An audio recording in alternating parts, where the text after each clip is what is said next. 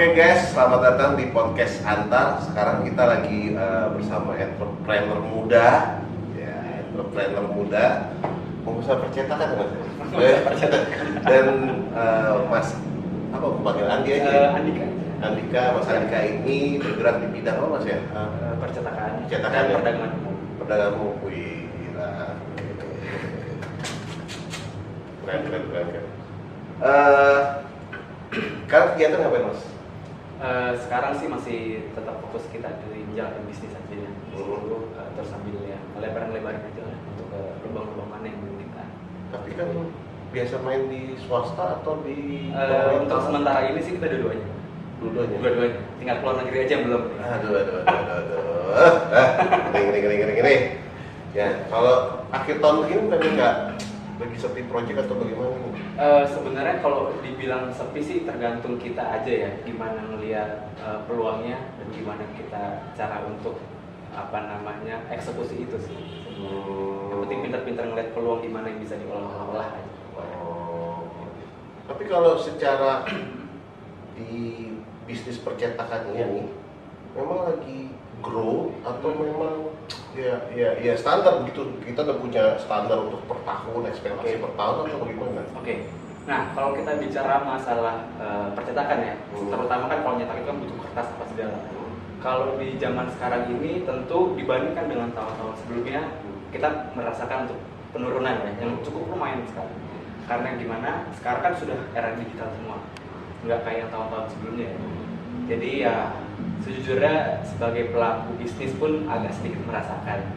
Cuman ya kembali lagi seperti omongan saya sebelumnya, kita gimana caranya pintar-pintar nyari peluang aja sih, sehingga masih bisa bertahan sampai saat ini. Tapi usernya masih Sampai saat ini masih, dan justru cenderung ada bertambah ya. Cuman kalau kita untuk bermain dari yang sebelumnya itu sih ya udah enggak sih. Udah enggak. Jatuh ya, apalagi era digital sekarang. Betul. Jadi kalau sekarang apakah ada pengembangan bisnis setelah ya mulai di era digital sendiri ini, apakah ada pengembangan expand bisnis lain atau bagaimana nih kalau untuk purely terutama di percetakan, apakah misalnya kita main digital printingnya apa di apanya seperti itu ada nggak? Oke, nah jadi kalau misalkan untuk ekspansi tadi ya, kalau untuk di percetakannya, kalau saya pribadi ya akhirnya saya bikin perusahaan satu lagi di situ yang bergerak di perdagangan umum.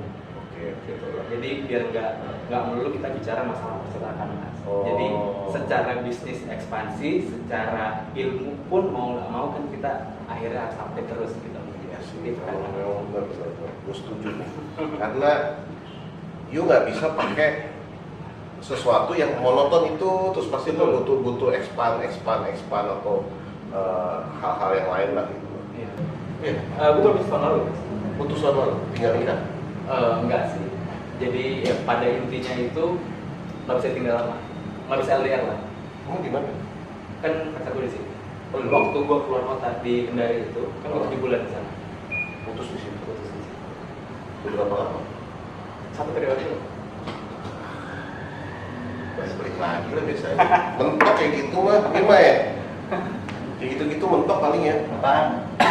Cinta-cinta begitu satu cuma yang ada mentok biasanya. Tapi masih suka jalan kan? Apa? Masih suka jalan-jalan. Masih jalan bareng lah. Kalau jalan bareng sih enggak. Udah nggak pernah? Cuman kontek-kontekan ya lumayan sih. Enggak intens banget. Gak intens. Enggak intens banget. Ya paling kalau misalkan kayak misalkan mobil-mobilnya. Jadi rata-rata tuh gue kan hobi otomotif mas. Jadi bengkel itu tuh sebenarnya waktu gue masih SMA mas. Gue bangun itu. Gue bertiga ini SMA itu berarti gue lulus kan 2012 ya. Jadi gue di 2012 sebelum gue lulus, jadi gue kerja sama teman-teman gue yang kebetulan sama-sama kita hobi otomotif. Akhirnya ya udah nih, kita udah mau kuliah kan, masa paling enggak kita bikin bisnis lah gitu. Biar paling enggak tuh kalau misalkan udah kuliah nggak terlalu memberatkan lah untuk cari duit jajan. Ya udah akhirnya bentuk lah 2012 terus berjalan sempat di 2014 sedikit goyang, cuman akhirnya kita bisa mempertahankan hingga di tahun 2018 kita harus itu. itu sudah harusnya diselamatkan. Akhirnya daripada kita Tapi lahan sewa. lahan kebetulan buat teman gue ini mas. Oh, tapi mereka memang mindsetnya otomotif juga atau memang memang teman-teman sefrekuensi lah ya. Betul. Wow, Nah, terus awalnya dari karena dari hobi terus kita punya apa namanya. Jadi dulu di SMA gue tuh kayak ada perkumpulan. sorry, SMA di mana? Gue di Global Islamic School. Oh, belum tahu. Condet. Condet. Condet.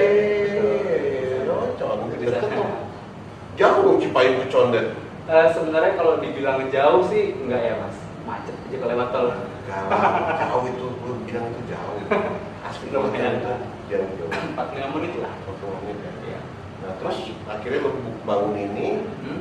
lo sudah kalau kayak gitu modelnya sama-sama masukin duit, Hmm? baru runningin atau memang upper item aja gitu atau Nah, bagaimana? ini yang unik ya. Nah, gimana? Jadi gini, gue ini bertiga itu beda basic semua. Jadi dari beda basic ini kita satuin lah di satu wadah, ya kan? Yang akhirnya temen gue ini dia punya lahan nganggur. Nah, disitulah gue berpikir untuk membuat bengkel ini, untuk membangun. Nah, karena sudah kebangun ini bengkel, kita butuh montir. Nah, montir inilah yang istilahnya kita bertiga ini sama-sama pegang saham di situ. Oh, jadi ikut salah satunya di montir itu. Dari situ. Jadi dengan montir itu tidak awal monthly basis tapi Betul. profit sharing. Betul. Oh. Sharing. Jadi takutnya kan kayak gini-gini kan lumayan juga ya. Ya. Untuk montir gini ya. Betul. Dan itu terbukti. Nah, sejauh dari 2018 sampai akhir di 2018 ini, alhamdulillah sih semuanya setiap ada progres itu gue selalu dilapor-laporin sih. Dan teman gue pun kebetulan lahannya ini samping rumahnya beliau. Gitu. Jadi kontrolnya gampang. jadi benar-benar pengawasnya. Ya, pengawasnya langsung di sana.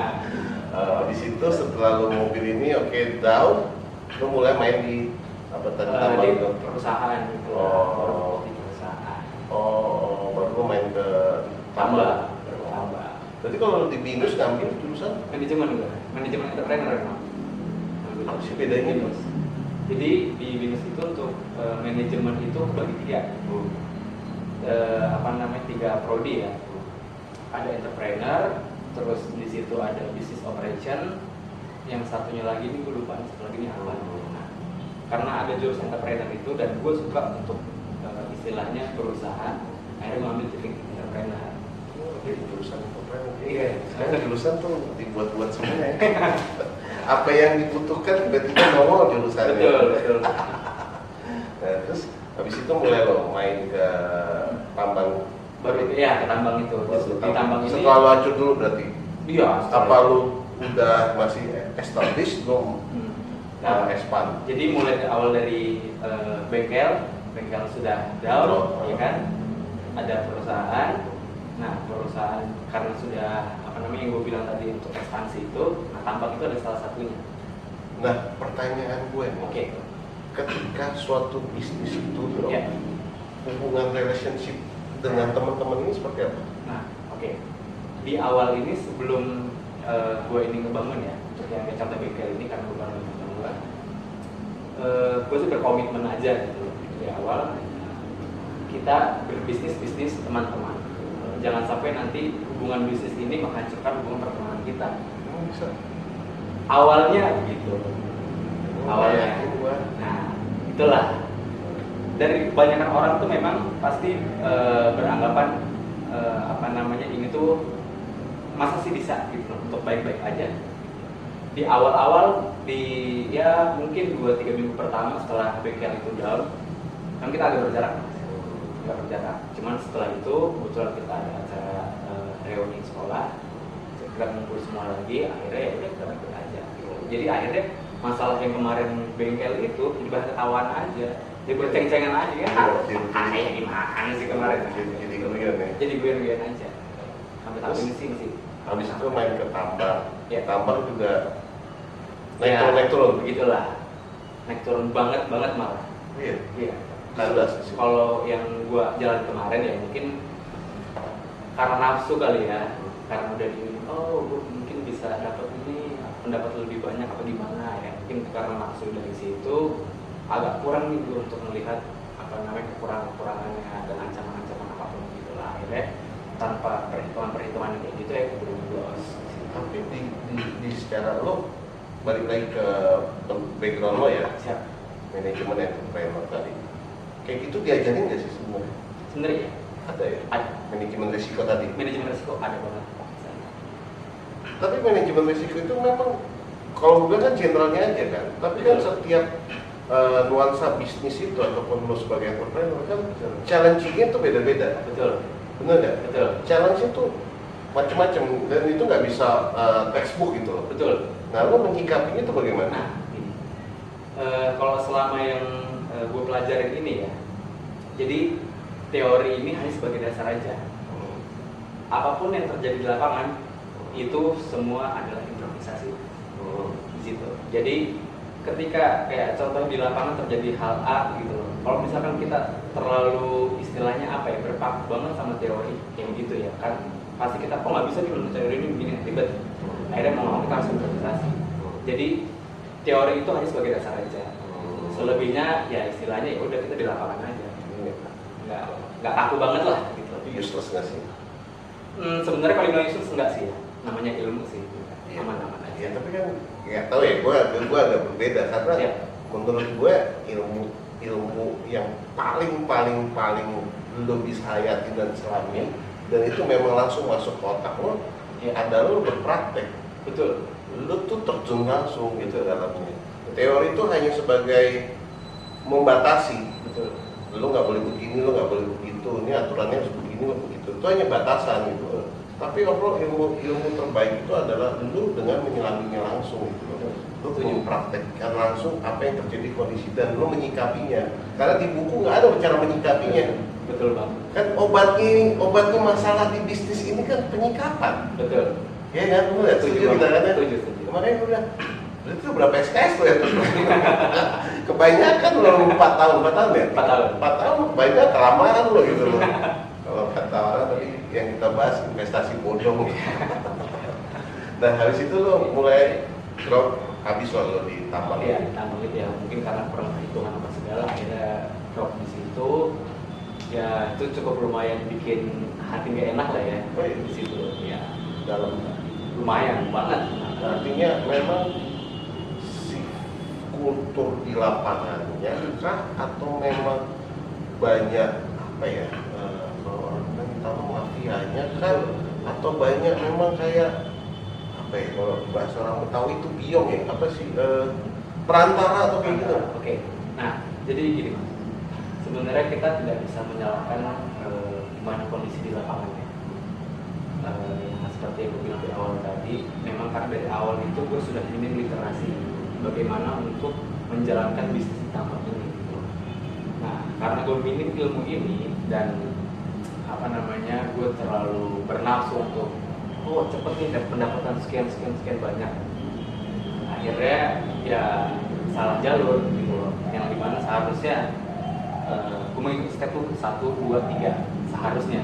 Tapi pada saat di lapangan dari 1 langsung ke 3 mas. Jadi ada step yang terlewati. Itulah kenapa yang tadi gue bilang sebelumnya yang dari kita sekolah ini ilmu ini nggak useless. Karena ada beberapa titik tuh yang seharusnya kita mengikuti di situ. Tapi tidak juga dari dasar ini yang bikin kita jadi kaku gitu loh di lapangan. Ya. Jadi itu ya artinya dari sisi lo tuh memang satu memang benar-benar lo baru terjun. Betul. Dan memang lo nggak tahu stepannya harusnya ABC. Tapi lo dapat pencerahan juga kan. Dalam arti gini, lo kalau nanti lo kesini ya, ntar lo begini, lo dapat gak insight kayak gitu, masukan-masukan kayak gitu? Iya, jadi sebenarnya dapat. Cuman karena memang sudah waktu berjalan itu sudah merasakan apa namanya ya kayak nggak bener kayak ada bener nih. Jadi akhirnya insight yang masuk itu kayak cuma masuk kuping kanan, keluar lagi kuping kanan. Kalau keluar kuping kiri kan dia masih nyangkut dong di otak. Gitu. Jadi mantul. Masuk. Tapi ya itu maksud gua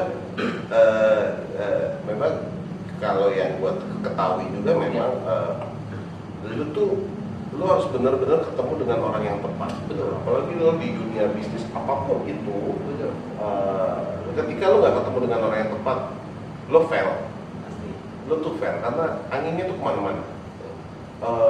Bisikannya beda-beda, ya kan? Pasti lu harus begini, lu harus begitu, lu nggak boleh gini, nanti segini dulu, nanti baru ini, lu harus beli ini nih.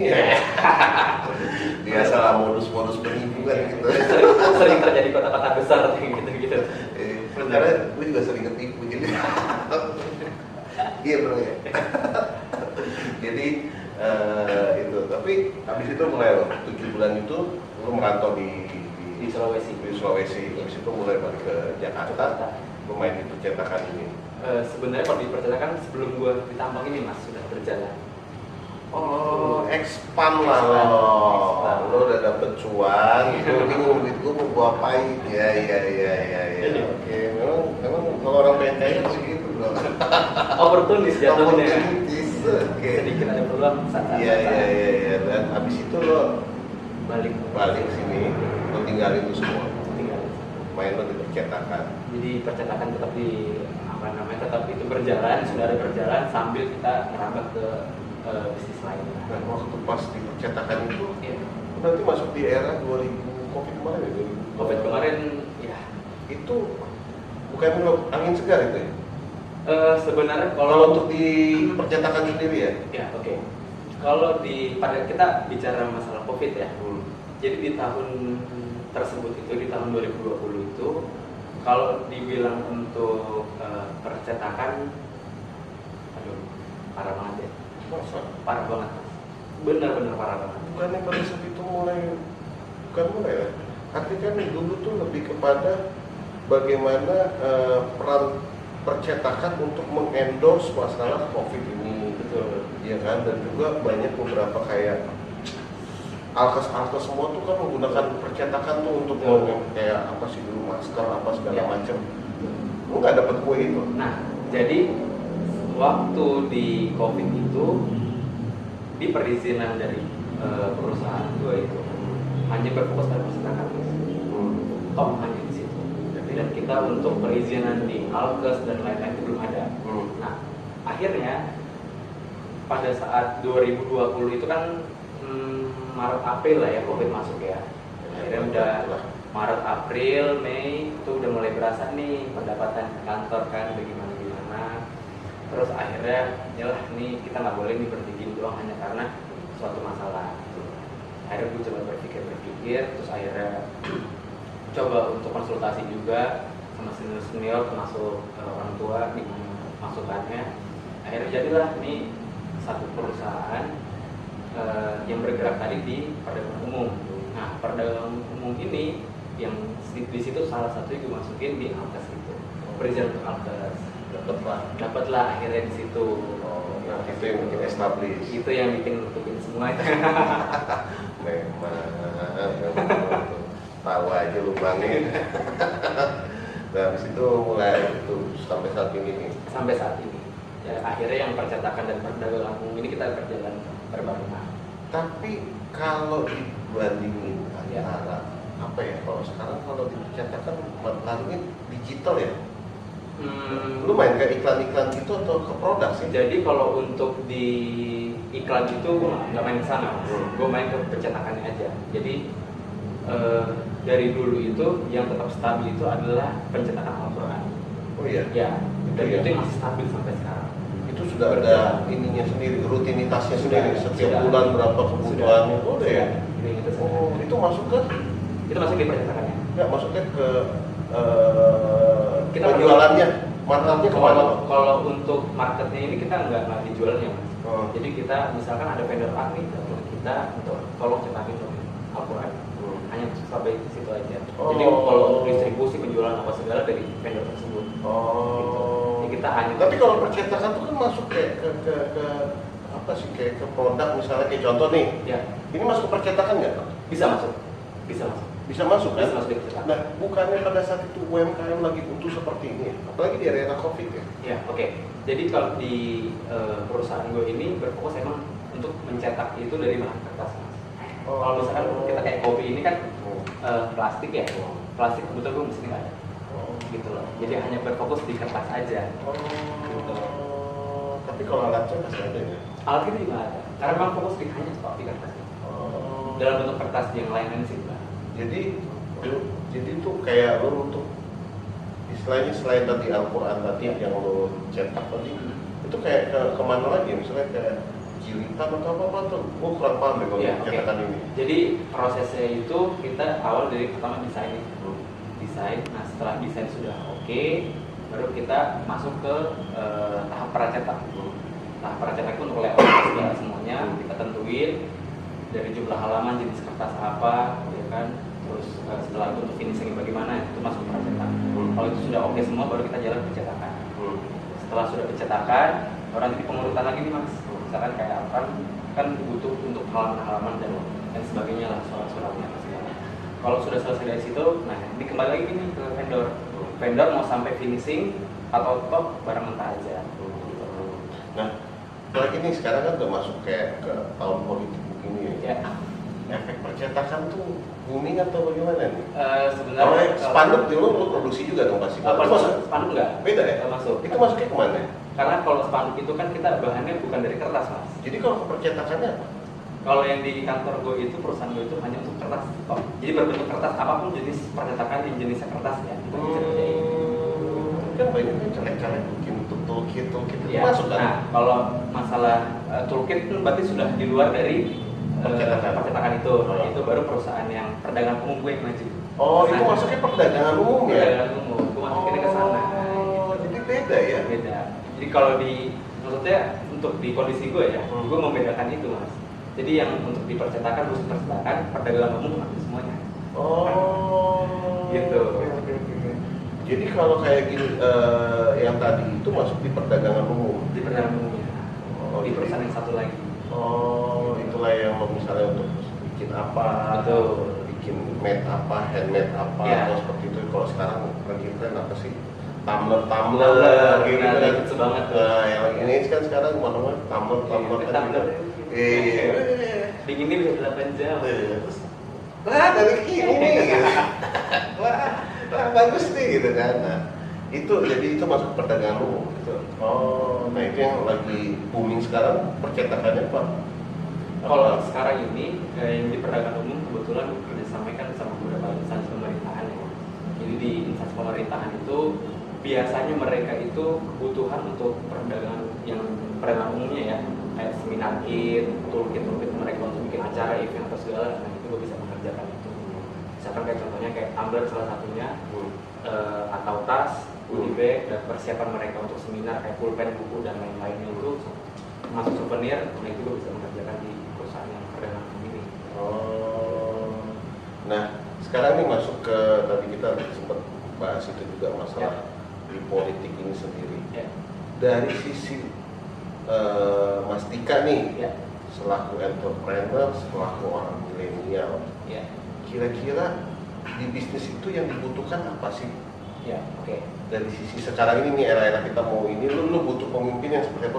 Apakah yang sekarang ini sudah cukup, artinya wah iya dengan sekarang punya program seperti ABCDE, kami nih orang pengusaha ini kok gue makin agak ini karena sudah begini atau gimana? Kira-kira butuh apa lah gitu? Ini topiknya sangat menarik. Ya, jadi gini, ini nih kalau tujuannya di sini. Oke. Jadi ini pandangan pribadi ya. Pandangan pribadi. Kalau gue sebagai entrepreneur itu, gue membutuhkan seorang pemimpin yang pertama itu open minded. Open minded di sini gimana? Gini. Kan ada istilahnya tuh, oh ini orang pemikiran zaman dulu, ini orang pemikiran zaman sekarang. Nah, kalau kita bicara masalah milenial, itu kan paling nggak harus mengikuti yang namanya perkembangan zaman. Nah, kenapa perkembangan zaman harus diikuti? Nah, karena dengan lama-kelamaan ini teknologi terus meningkat. Nah, sebenarnya butuh banget yang namanya seorang pemimpin yang open minded tuh. Jadi istilahnya kalau misalkan si calon pemimpin ini punya pemikiran yang luas dan dia bisa dibilang bahasanya out of the box lah ya. Mungkin itu akan lebih enak lah, istilahnya lebih nggak kaku gitu loh dengan peraturan yang kira-kira bikin menghambat sebuah kebijakan atau apapun, terutama di bidang bisnis. Tapi kayak maksud gue kayak gini ya, gue pernah juga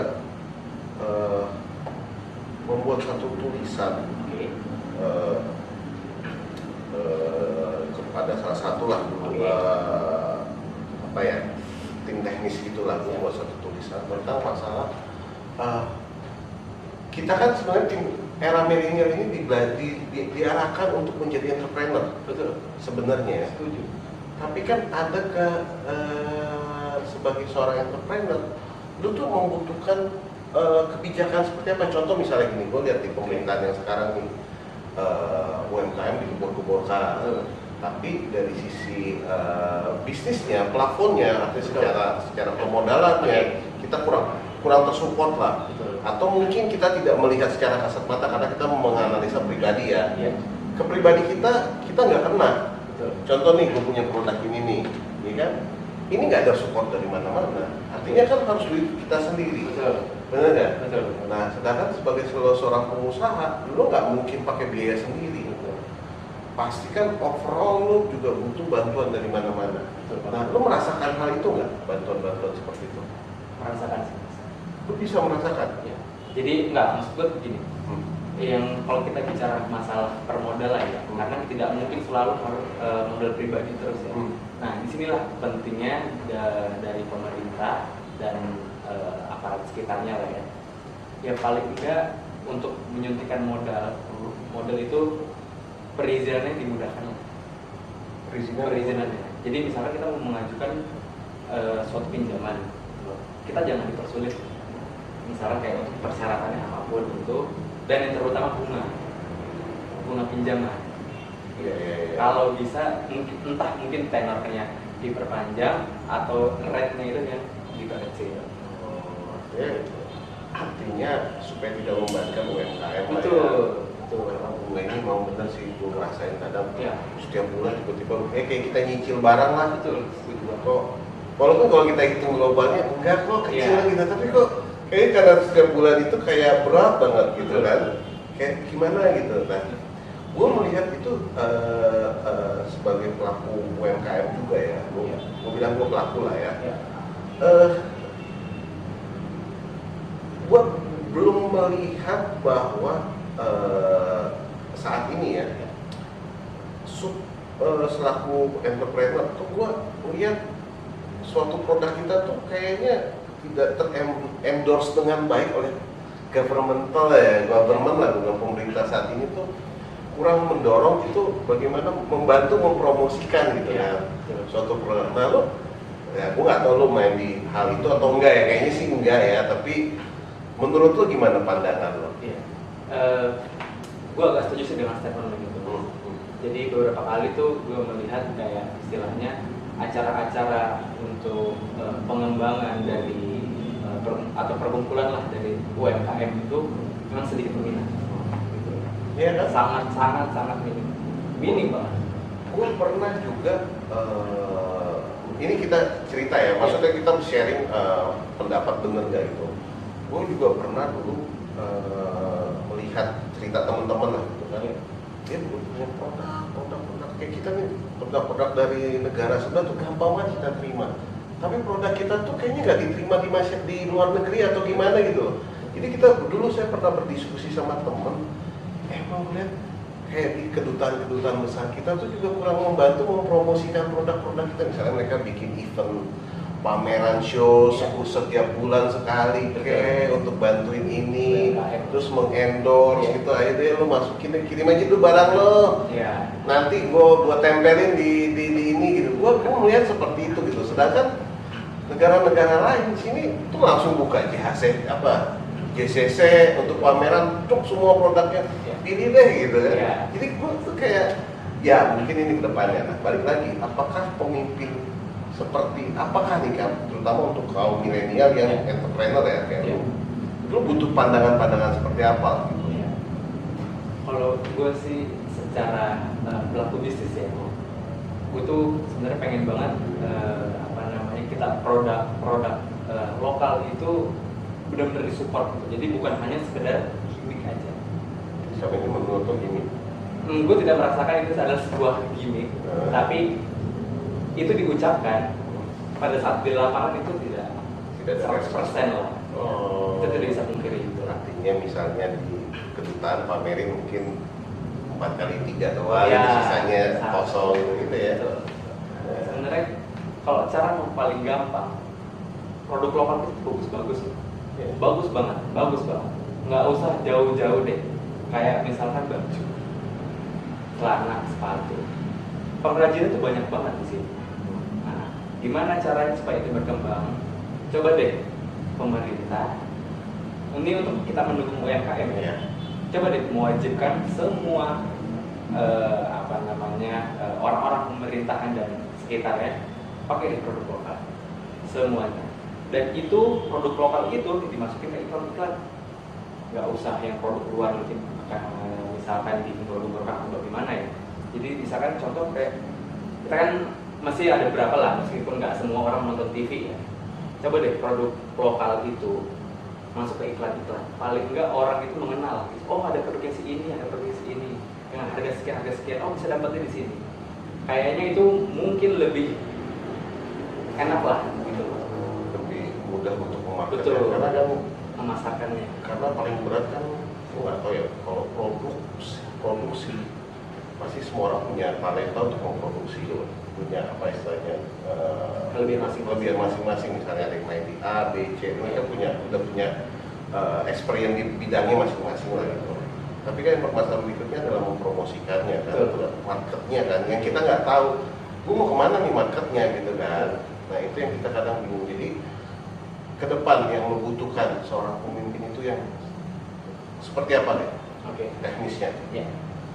Gue tuh berharap banget sama calon presiden, calon pemimpin negara Republik Indonesia berikutnya itu pertama tolong perhatikanlah para UMKM. Gitu.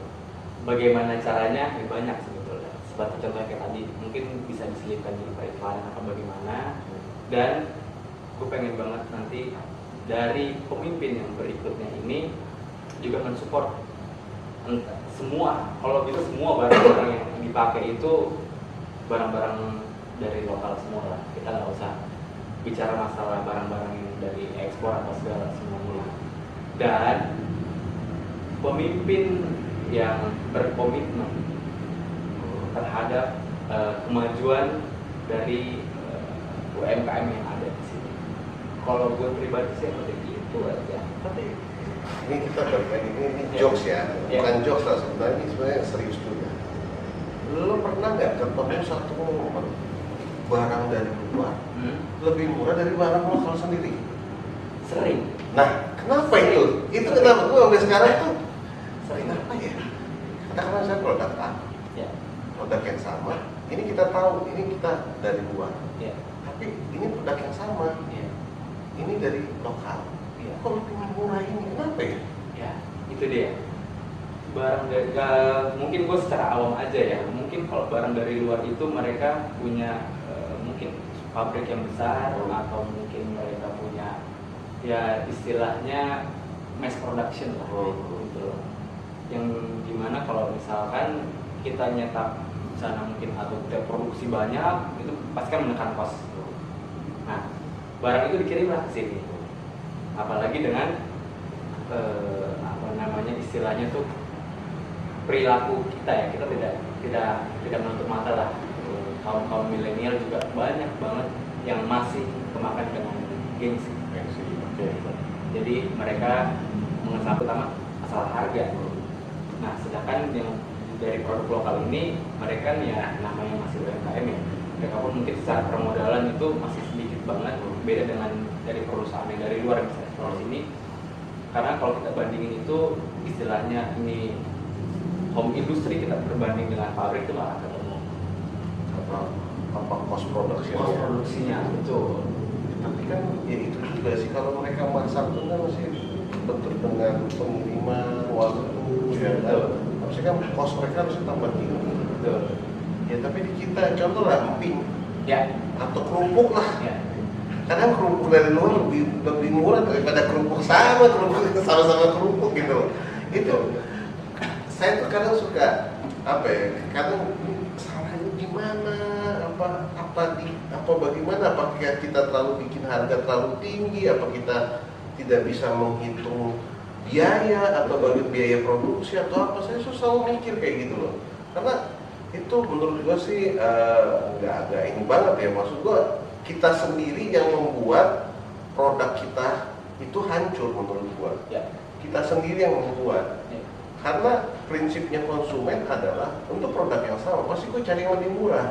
Betul. Tidak ada orang nyari barang untuk cari yang lebih mahal. Betul. Kecuali branded ya. Ya kan? Tapi kan kita bicara emping contohnya atau kerupuk lah kita bilang kan gitu prakteknya kan. Pasti kan nyari lebih murah. Nah, itulah yang mungkin jadi pertimbangan gua, apakah negara asing itu mungkin karena bantuan dari pemerintah juga memberikan subsidi-subsidi atau apapun itu bentuknya, ataupun permodalan yang mungkin kayak itu tadi bilang apa bunganya jadi ngaruh ke tinggi kan gitu.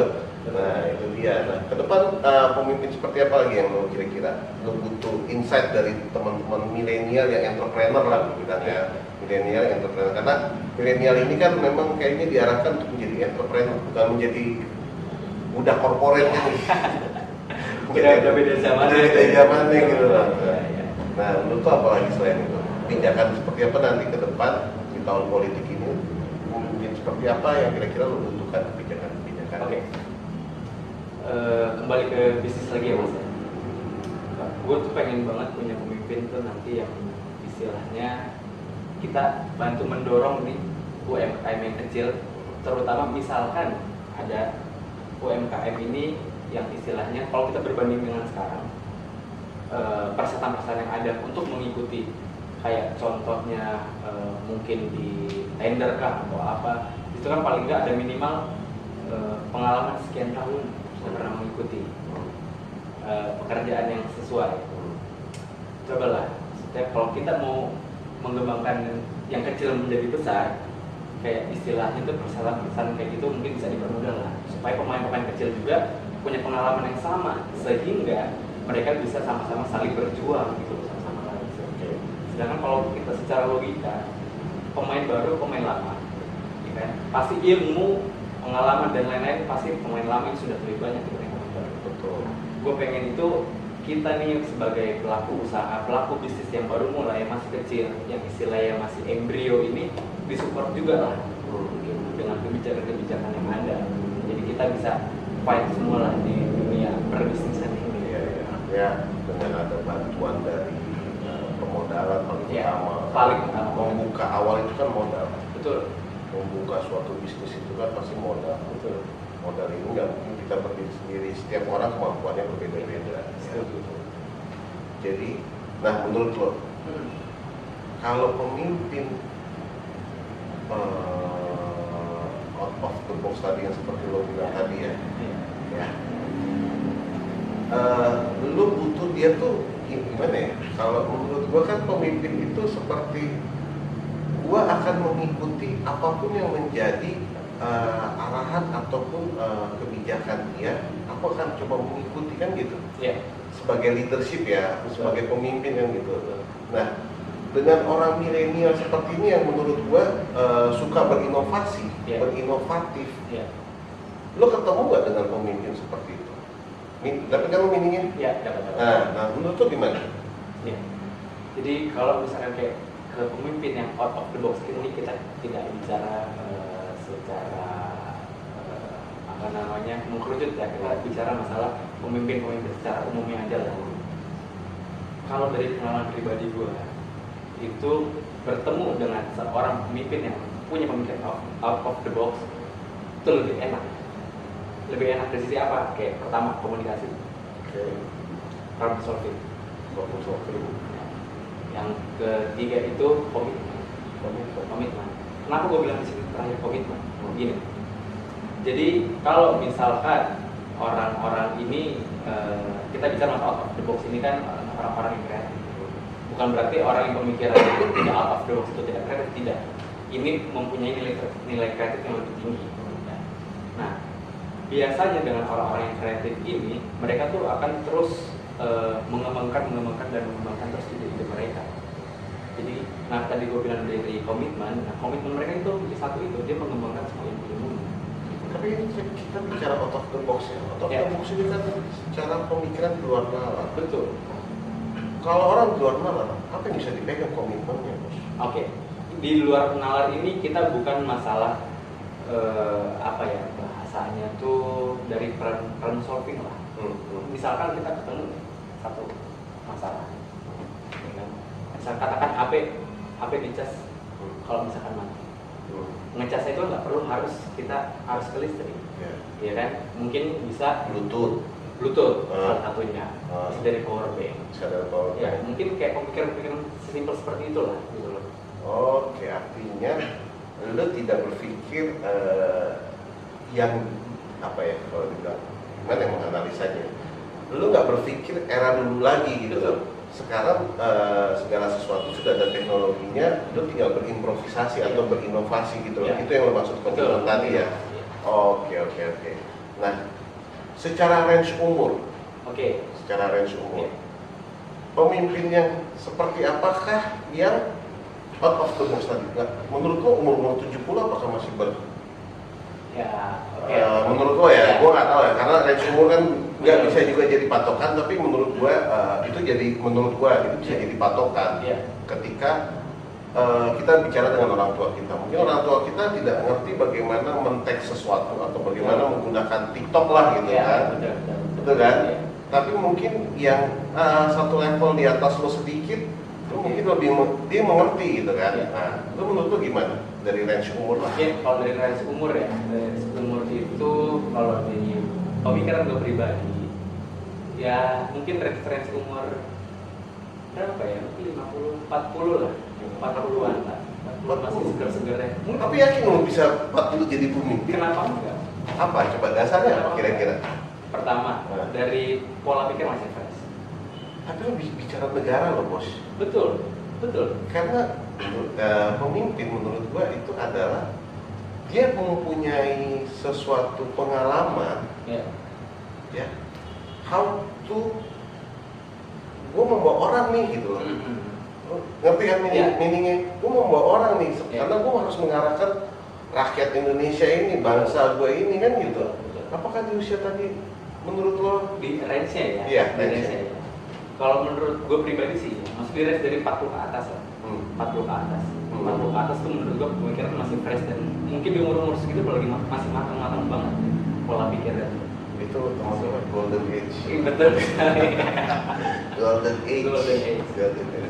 Jadi menurut lo average di situ ya? Iya, kalau gue pribadi ya. Ya nggak apa-apa. Memang gue nanya secara pribadi, Ya. tapi lo sebagai orang milenial supaya kita tahu bagaimana ke depan kita ini membutuhkan sosok seperti apa. Apalagi kita sudah mau mendekati arah-arah itu ya, Ya. ke arah pemilihan presiden ya, selaku leader kita, pemimpin kita nanti ke depan kan kita harus tahu bonding lah istilahnya, menyatu dengan pemimpin kita. Gimana kita mau menyatu, gimana kita bisa jalan bersama kalau kita nggak bonding, kita nggak menyatu dengan pemimpin kita kan gitu. Yang ada kebijakan akan pro dan kontra terus, nggak pernah seiring kan gitu. Nah itu yang gue sebenarnya pengen gali, Iya. hal-hal apa aja yang lo butuhkan gitu loh. Oke. Jadi itulah makanya gue buka pembicaraan ini, karena supaya kita sepaham terhadap sosok seorang pemimpin ini gitu loh. Nah jadi teman-teman, segitu aja dulu kita bahasnya. Sampai jumpa di podcast Antar.